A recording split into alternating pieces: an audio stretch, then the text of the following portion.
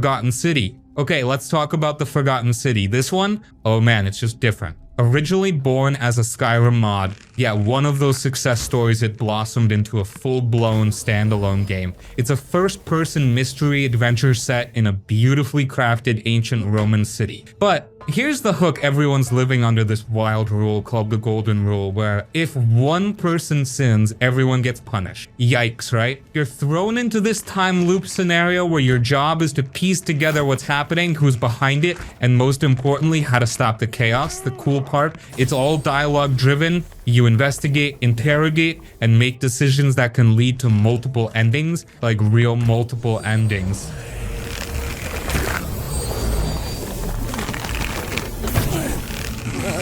What's crazy impressive is how the Forgotten City combines philosophy, morality, and mystery in such a tight, satisfying package, and the world building on point. Walking through this ancient city feels like stepping into a history book, but with just enough weird time loop stuff to make it super. If you're into narrative-heavy games, mysteries, or just love the idea of figuring out a clever puzzle while unraveling deep themes, this is one to check out. It's short and sweet too, doesn't overstay its welcome. I'd call it a hidden gem you absolutely gotta try at least once. It'll stick with you.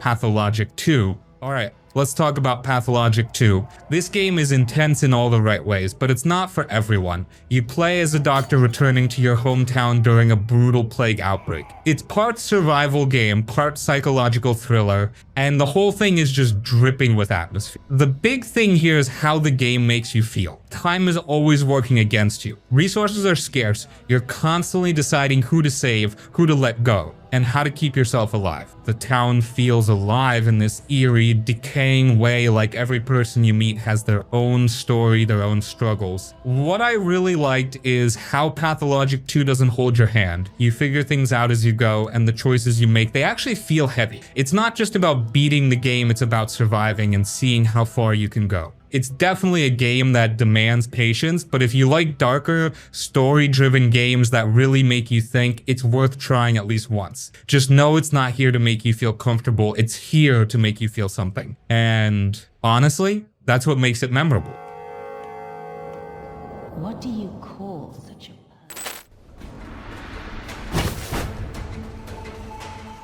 Death's Door. Death's Door is one of those games that sneaks up on you and completely wins you over. You play as a tiny crow who works as a soul reaper. Your job is simple: collect souls, punch the clock, move on. Except, of course, something goes wrong and you end up on a bigger journey to reclaim a stolen soul. The gameplay? Classic action-adventure vibes with a modern touch. It's all about exploring beautifully crafted worlds, solving light puzzles, and battling tough but fair bosses.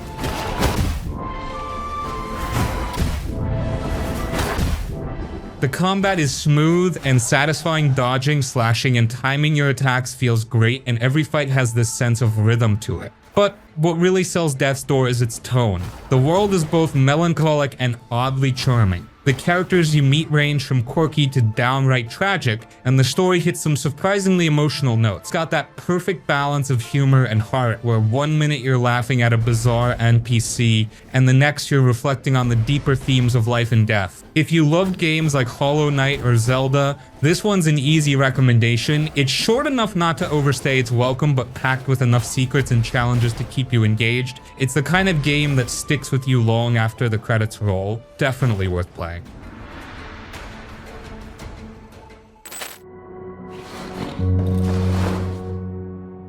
Darkwood.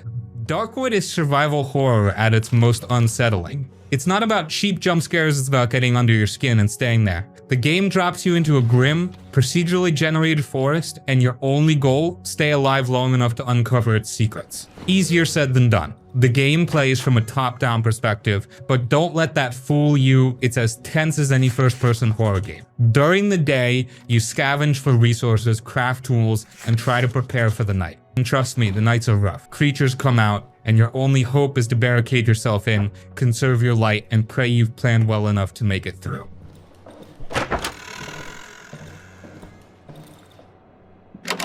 What really makes Darkwood special is its atmosphere. The forest feels alive in the worst way. Every sound, shadow, and rustle puts you on edge. And the way it tells its story, super vague but in a good way, it leaves a lot up to your imagination, which somehow makes everything scarier. This isn't a game that holds your hand, and it doesn't really care if you fail, but if you're into slow burn, genuinely creepy experiences that reward exploration and patience, it's absolutely worth playing. Just don't expect to walk away without a few chills.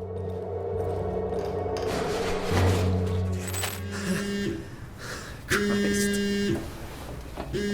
SOMA. SOMA is one of those games that messes with your head in the best way. It's a sci-fi horror experience, but it's not just about scaring you, it's about making you think. You wake up in this underwater research facility with no clue how you got there, and from the start, you can tell something's seriously wrong. The game is more about atmosphere and story than action. There's no combat, just exploration, solving puzzles, and avoiding these creepy, malfunctioning machines that used to be. Well, more than machines. The tension is constant, not because things are jumping out at you, but because of how unsettling everything feels. What sets SOMA apart though is its story. It dives deep into questions about identity, consciousness, and what it really means to be human. The writing is top-notch, and some of the twists genuinely left me staring at the screen, rethinking everything. If you liked Amnesia or Bioshock but want something more thought-provoking, SOMA is perfect. It's not just a game you play, it's one you sit with after, just trying to unpack it all. It's worth experiencing at least once. Where is everyone? I thought this place would be busy.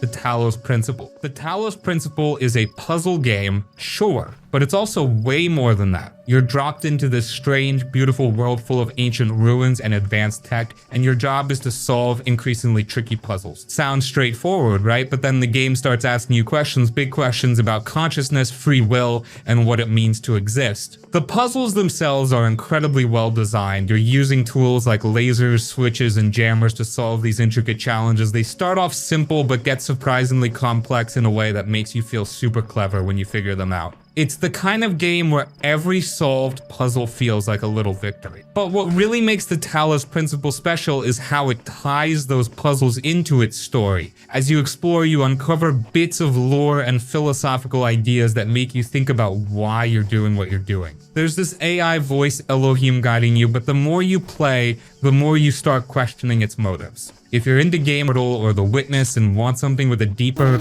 almost meditative vibe, this one's a must-play. It's thoughtful, challenging, and leaves a lasting impression. Perfect for when you want a game that makes your brain work and your soul reflect.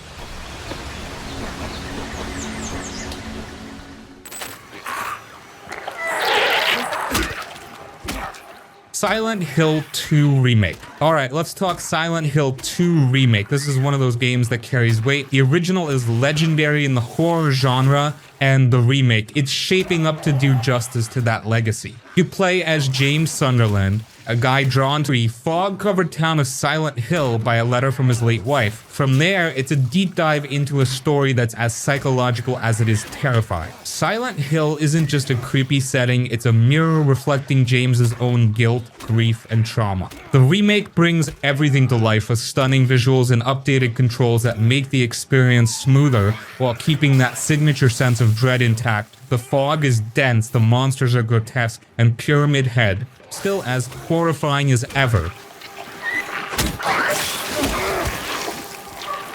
The music, thanks to Akira Yamaoka, is hauntingly perfect, setting the tone for a journey that's as emotional as it is terrifying. If you've never played the original, this is your chance to experience one of gaming's most iconic horror stories. And if you're a returning fan, the remake is a faithful yet modern take that still captures everything that made the original unforgettable. Definitely one to keep on your radar.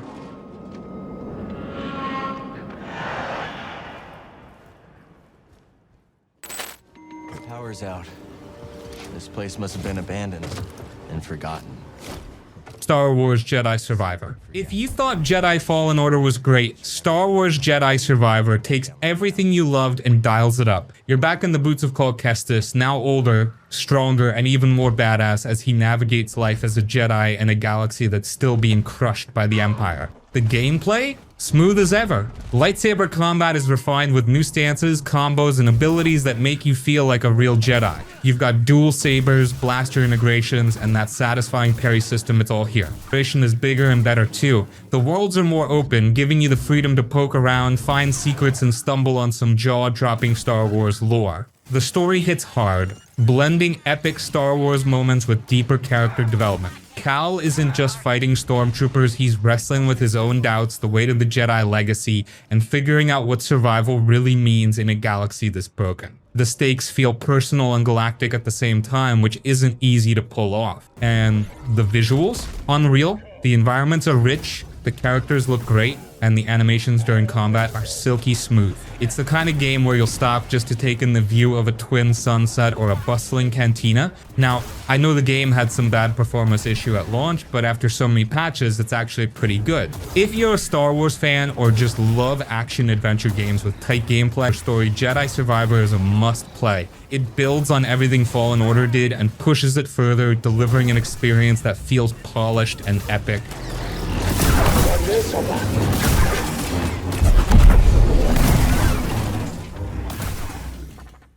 Nazis have been digging at the Lachey Cemetery in Paris. They have unearthed something from one of the Saboteur. The Saboteur is one of those underappreciated gems that's just dripping with style. Set in Nazi-occupied France during World War II, you play as Sean Devlin, a hard-drinking, fast-driving Irishman who gets caught up in the resistance after a personal betrayal. It's part open-world action, part revenge story, and it's packed with cool ideas. What makes it stand out is its visual style. Areas under heavy Nazi control are shrouded in black and white with splashes of red highlighting danger like the armbands and flags. But as you liberate areas, color literally returns to the world. It's not just a gimmick, it's a clever way of showing your impact on the fight. The gameplay? It's got a mix of stealth, gunplay, and plenty of climbing, kind of like a mix between Assassin's Creed and Grand Theft Auto. You can sabotage Nazi operations, blow up fuel depots, or just race cars through the streets of Paris.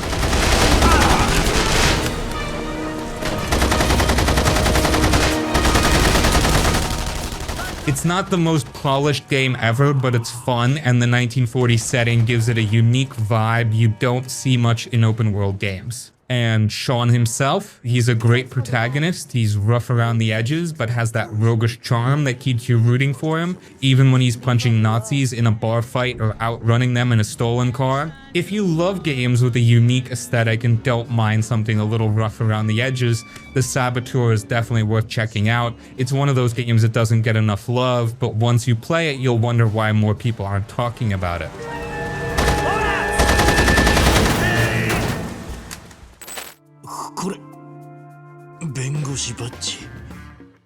Judgment. If you're a fan of crime dramas or the Yakuza series, Judgment is a must-play. It's set in the same universe as Yakuza, in the bustling streets of Kamurocho, but this time, instead of playing as a gangster, you're Takai Yagami, a private detective with a troubled past and a knack for digging up the truth. The game nails that detective vibe. You're solving murders, tailing suspects, piecing together evidence, and even doing some light parkour as you chase down leads. But don't think it's all slow and methodical. Judgment still delivers those intense street brawls the Yakuza series is known for. Yagami's fighting style is slick, with two distinct stances that let you either focus on single enemies or take down groups in style.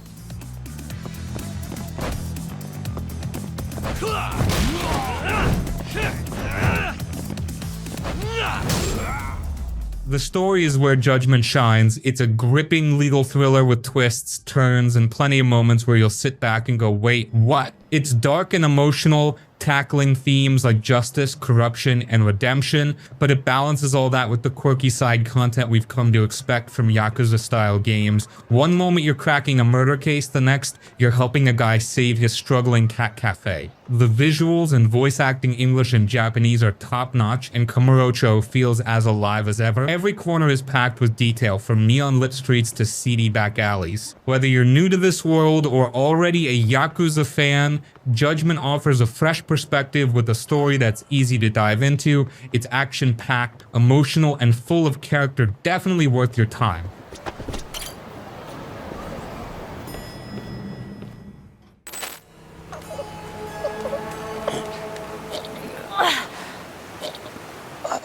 Brothers: A Tale of Two Sons. Brothers: A Tale of Two Sons is one of those games that's simple in concept but hits you right in the feels. You play, as you guessed it, two brothers on a journey to find a cure for their father's illness. You control both brothers at the same time. It's a unique mechanic where one brother is mapped to one side of the controller and the other brother to the other side. It takes a bit to get used to, but it's so cleverly designed that it becomes second nature. The world is like something out of a fairy tale, beautiful but tinged with danger and sadness. As you guide the brothers through puzzles and challenges, you'll run into memorable moments, from helping a griffin to escaping a giant.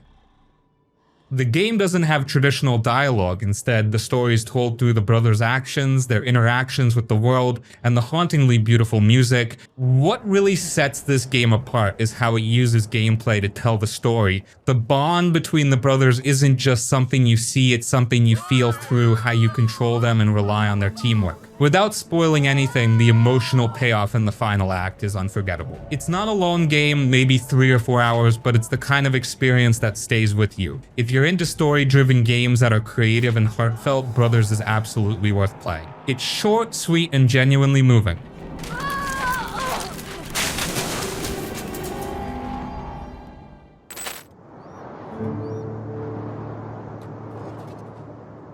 The Kenshi. Kenshi is one of the most unique open-world RPGs out there. It's not about saving the world or becoming a hero, it's about surviving in a harsh, unforgiving sandbox where the odds are stacked against you from the start. Think of it as a survival simulator set in a brutal, post-apocalyptic samurai punk world. The game doesn't hold your hand at all. You start with nothing, no grand quest, no fancy gear, just a ragged character and a dream. From there, it's entirely up to you. Want to be a wandering trader? A mercenary? Build your own town and try to carve out a piece of this unforgiving world. You can do all of that. The real beauty of Kenshi is its freedom. You can recruit a team, train them up, and turn them into a fearsome squad. Or you can get absolutely wrecked by bandits in your first hour. This game loves to remind you that life is rough. Combat is brutal, and losing a fight doesn't just mean game over. Your character might be maimed or enslaved, and you'll have to figure out how to recover from it. What's really cool is how the world is alive. Factions fight for control, caravans roam the deserts, and settlements rise and fall without you ever having to lift a finger.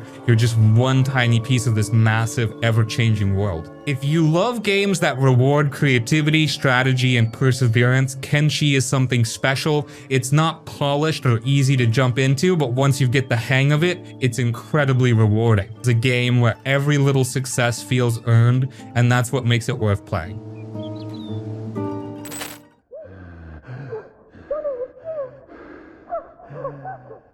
Vampyr. Vampyr is a dark and moody action RPG that puts you in the shoes of Dr. Jonathan Reed, a newly turned vampire in 1918 London. The game is all about choice, morality, and what you're willing to sacrifice to survive. You're not just a vampire, you're also a doctor, and the tension between those two identities drives the story in some pretty interesting ways. The gameplay revolves around exploring a foggy, plague-stricken London, fighting off hostile creatures, and deciding how to handle the people you meet. The catch: to grow stronger, you need to feed on the citizens of London. Everyone has their own story, and killing them can have massive consequences for the city's stability and the narrative. It's this constant balancing act between gaining power and staying true to your human side. Combat is solid with a mix of melee, ranged attacks, and vampire abilities like teleportation and blood-based magic. It's not super flashy, but it gets the job done, especially when paired with the atmospheric setting.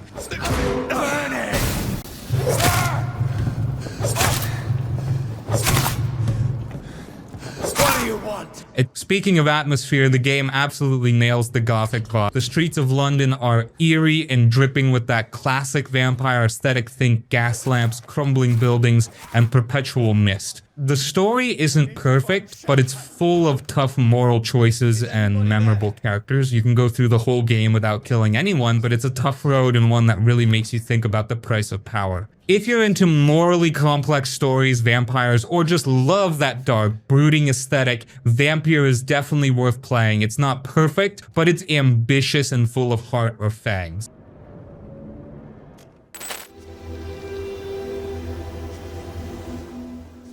The Vanishing of Ethan Carter. The Vanishing of Ethan Carter is a short but unforgettable journey into mystery and the surreal. You play as Paul Prospero, a detective with a supernatural edge, investigating the disappearance of a boy named Ethan Carter. The game wastes no time pulling you into its haunting, beautifully crafted world of remote, decaying valley that feels both serene and unsettling. What sets this game apart is how it blends exploration and storytelling. There's no hand-holding or map markers. Instead, you wander through the environment, piecing together Ethan's story through clues, puzzles, and strange, otherworldly encounters. The game trusts you to figure things out on your own, which makes every revelation feel earned. The puzzles are less about traditional difficulty and more about observation and connecting the dots. One moment you're solving a grisly murder, the next you're unraveling a surreal, dreamlike sequence. The game balances its darker themes with a sense of wonder that keeps you hooked. Visually, it's stunning. The environments are so detailed and atmospheric that you'll want to stop and take it all in. Combine that with a hauntingly beautiful soundtrack, and the whole thing feels like a living work of art. The story is the heart of the game though, and it delivers. It's emotional, thought-provoking, and wraps up in a way that sticks with you long after you finish. If you're into narrative-driven games that focus on mood, mystery, and exploration, The Vanishing of Ethan Carter is a must-play. Short and sweet, but so worth it.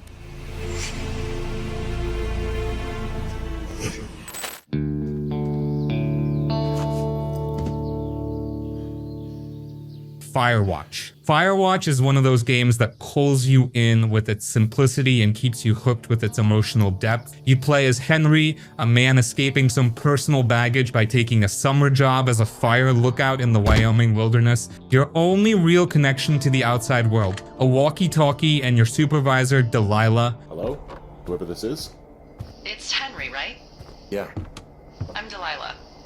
Yeah, that's... The gameplay is straightforward. You explore the gorgeous, hand-painted forest, complete small tasks, and investigate strange occurrences that start to crop up.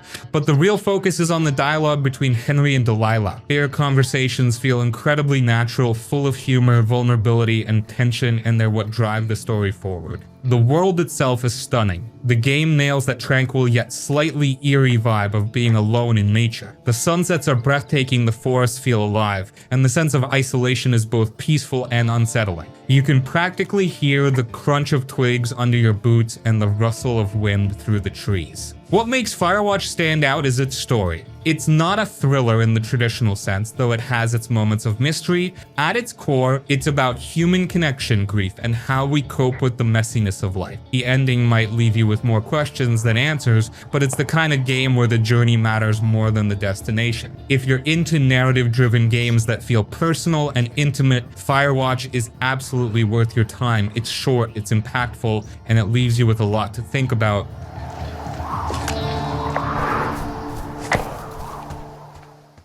Out for us. I still believe that.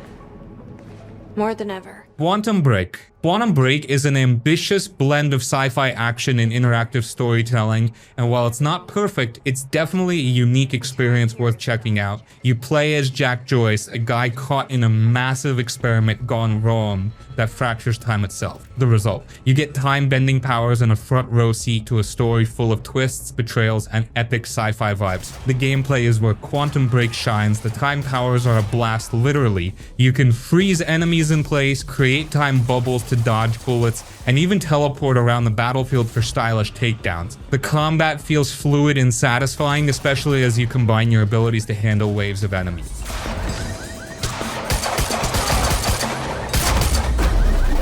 What makes the game different though is how it combines gameplay with live action episodes. Between gameplay segments, the story unfolds in mini TV style episodes featuring a solid cast of actors like Sean Ashmore and Aidan Gillen. Your choices in the game impact what happens in these episodes, adding a cool layer of interactivity. Visually, it's stunning. The way time fractures in the environment like frozen explosions or shattered buildings is mesmerizing. And the story, while heavy on the sci-fi jargon, digs into some cool themes about time travel, power, and consequences. It's not without its flaws. Some might find the live action segments a bit jarring, and the pacing can be uneven, but if you're into games that experiment with storytelling and give you fun, flashy gameplay, Quantum Break is worth a shot. It's a little bit action game, a little bit sci-fi drama, and totally memorable.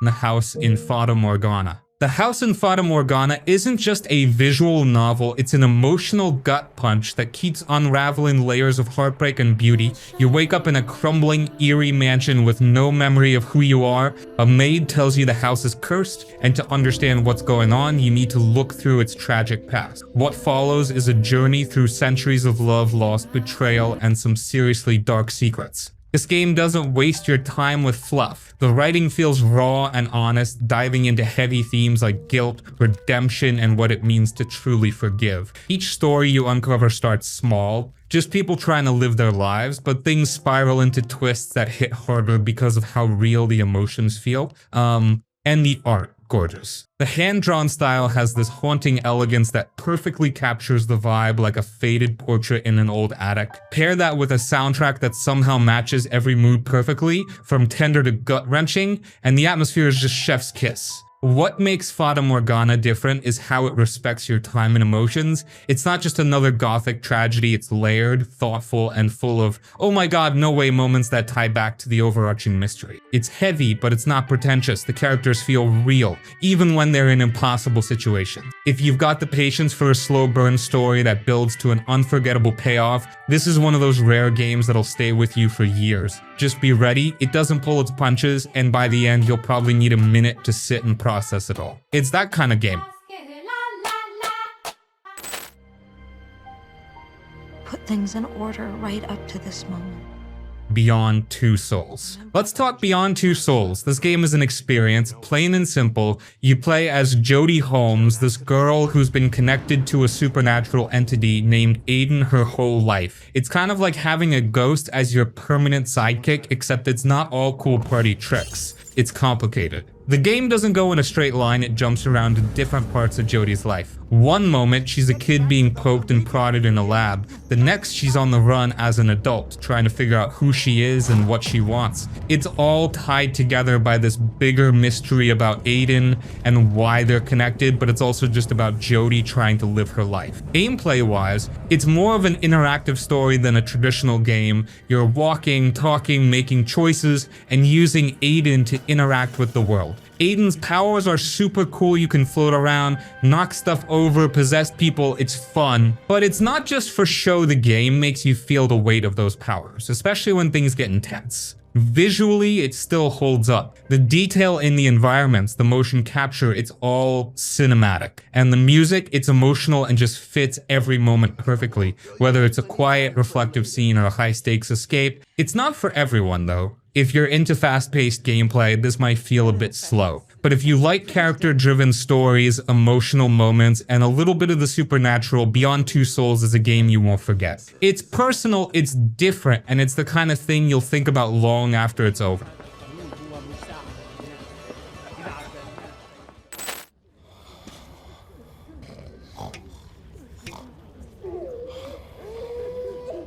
Metro 2033. Metro 2033 is one of those games that nails atmosphere. It drops you into the dark, claustrophobic tunnels of Moscow's metro system after a nuclear apocalypse. And from the moment you start, you can feel the weight of the world pressing down on you. It's not just a shooter, it's a survival experience wrapped in one of the bleakest, most hauntingly beautiful settings in gaming. You play as Artyom, a young guy from one of the metro stations, tasked with delivering a message that could save what's left of humanity. The story takes you through collapsing tunnels, mutant-filled wastelands, and the ruins of Moscow, while dealing with themes like hope, fear, and what people will do to survive. It's heavy, but it's gripping. The gameplay is a mix of stealth, survival, and action. Bullets double as currency, so every shot you take feels like a decision: do you use them to fight, or save them to trade for gear? The gunplay feels grounded, and resources are so scarce that every encounter becomes a tense, calculated moment.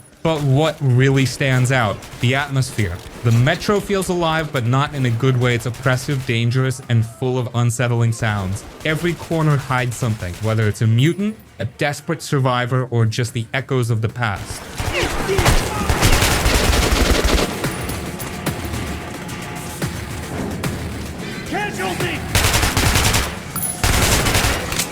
The lighting, the sound design, the little details, they all pull you into this post-apocalyptic nightmare. The game doesn't spoon feed you either. You'll rely on your gas mask to survive on the surface, wiping off the dirt and blood as you go. You'll listen to conversations in the stations that flesh out the world without needing a big exposition dump. It respects your ability to figure things out and just lets the world speak for itself. If you're into atmospheric shooters with a strong narrative and survival elements, Metro 2033 is a must-play. It's not the flashiest game, but it's one of the most immersive and memorable experiences out there. We work for a company in a big building. The Stanley Parable. The Stanley Parable is a game about choices, or at least it seems to be. You play as Stanley, a worker in an office where your job is to press buttons as instructed. One day your coworkers disappear and you start exploring the empty office. From there, things take a turn. The narrator guides you through the game, commenting on your actions. If you follow his instructions, the story moves in one direction. If you don't, the story changes or falls apart entirely. The narrator reacts to everything you do, and his voice becomes both a guide and a puzzle in itself. The game plays with expectations. It breaks the fourth wall and questions the nature of games, stories, and choice. Each path reveals something different, and there's no right way to play. The humor is sharp, but the game also has moments that feel strange and unsettling. The design is simple but effective. The office feels familiar and bland, which makes the strange turns in the story stand out even more. The writing is clear and direct, making its commentary on control and free will easy to follow but rewarding to think about. If you enjoy games that make you pause and reflect, The Stanley Parable is worth a try. It doesn't rush you or push you toward a specific path. Instead, it invites you to explore and see what happens. It's a short experience, but one that stays with you. And Stanley, Yakuza Like a Dragon. Yakuza Like a Dragon flips the script on the series, and honestly, it's a move that works. Instead of Kiryu, you're playing as Ichiban Kasuga, a goofy, over-the-top, but incredibly loyal guy who just wants to do right by the people he cares about. His journey starts with him taking the fall for his boss, but when he gets out of prison years later, he finds himself betrayed and left with nothing. What follows is this mix of rebuilding his life and unraveling a messy conspiracy. The story? It's got everything betrayal, hope, and moments that hit way harder than you'd expect. Ichiban's not the stoic hero like Kiryu, he's a guy who wears his heart on his sleeve, and that makes him relatable. The people he teams up with, an ex-cop, a homeless guy, and a bartender feel like real, flawed humans, and the bond they form is the heart of the game. Combat is where things get wild. It's turn-based now, and at first I wasn't sure how that would land. But it clicks. You've got job classes, like Final Fantasy, ridiculous special moves, and these hilarious summon-like abilities. cool. Finally. The fights never take themselves too seriously, but there's still enough strategy to keep you engaged. And then there's Yokohama. The city feels alive, full of little distractions like karaoke, batting cages, and even running your own business. But what I love most are the side stories. One moment you're helping a kid reunite with their lost pet, and the next you're taking down a gang of guys dressed as crawfish. It's absurd, but in the best way. If you're new to Yakuza, this is a perfect entry point. If you're a fan, it's different enough to feel fresh, while still staying true to what makes the series so special. It's got heart, humor, and a whole lot of chaos. Definitely worth diving into.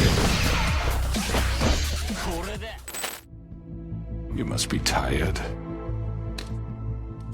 The Wolf Among Us. The Wolf Among Us puts you in the role of Bigby Wolf, the sheriff of Fabletown. It's a hidden corner of New York where fairy tale characters live in secret, struggling to stay out of sight. The game begins with a brutal murder, and your job is to unravel the mystery while keeping the fragile community from falling apart. The story pulls you into a world where familiar characters like Snow White and Beauty and the Beast feel real, flawed, and complex. As Bigby, your decisions shape how people see you and how the investigation unfolds. The choices aren't easy, and the consequences carry weight, often surfacing when you least expect them. The visuals use a bold, comic book style that matches the tone of the game. The colors and shadows create a dark, tense atmosphere that makes every scene feel important. The dialogue flows naturally, giving the characters depth without wasting words.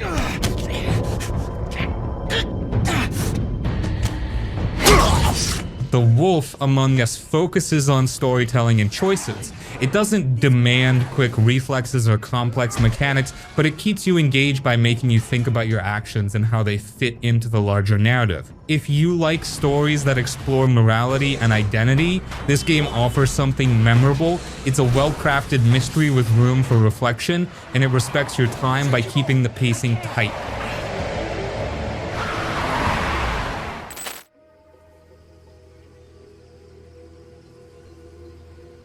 Uncharted: The Lost Legacy. Uncharted: The Lost Legacy takes a step away from Nathan Drake and puts Chloe Fraser and Nadine Ross in the spotlight. This time, you're trekking through the stunning landscapes of India in search of the Tusk of Ganesh, a legendary artifact with a rich history and more than a few dangers tied to it. The gameplay feels familiar in the best way. You've got your tight gunfights, big cinematic moments, and puzzles that hit that sweet spot between challenging and fun. What really stands out though is the dynamic between Chloe and Nadine. They start off as uneasy partners, but their banter and teamwork evolve in a way that feels natural. It's fun to see how their personalities clash and complement each other. The environments are breathtaking, and the semi-open world sections give you room to explore at your own pace. Whether you're climbing massive ruins, solving ancient puzzles, or just taking in the view, the game makes every moment feel like an adventure. And yeah, there's plenty of treasure hunting for those who love to explore every corner.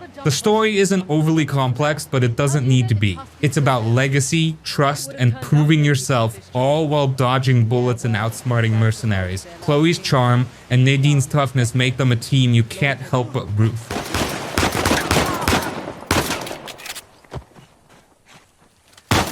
If you've played Uncharted 4, this feels like a natural continuation. It's shorter, sure, but it's packed with the same sense of adventure and fun. Whether you're a fan of the series or just looking for a solid action game, it's worth the ride.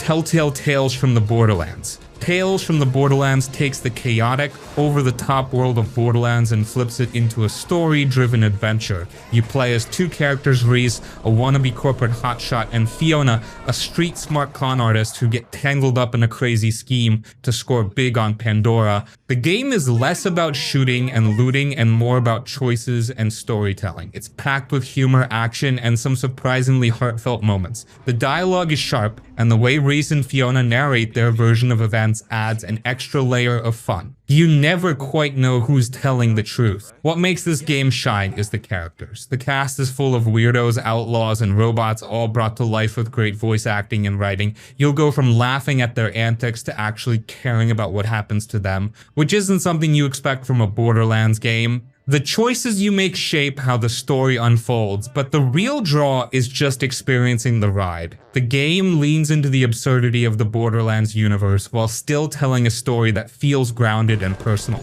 Even if you're not big on Borderlands, this game works as a standalone experience. It's a wild, hilarious journey that doesn't overstay its welcome. If you like games that focus on characters and choices, this one's worth a playthrough.